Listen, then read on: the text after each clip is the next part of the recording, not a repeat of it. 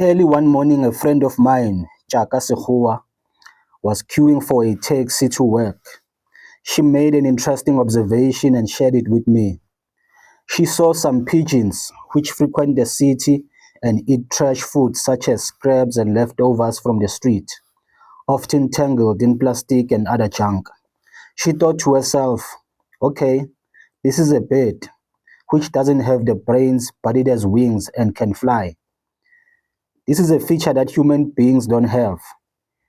If it really knew what was out there, it could use its potential, its wings, to fly to a better, more suitable source of food for its well being.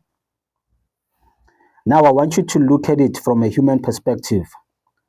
We have the brains, although we don't have the wings, we have a lot of potential and are capable of achieving a great deal.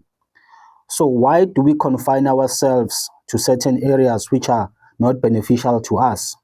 We are often like the bird that eats from trash cans, even though it has wings and can fly off to a better environment for more nourishing food. I hope you will find meaning in this. Don't be like that bird, which is only confined to one place, eating food that is detrimental to its well being, even though it has wings to fly. Spread those wings, my friend. Your comfort zone could be the death of you.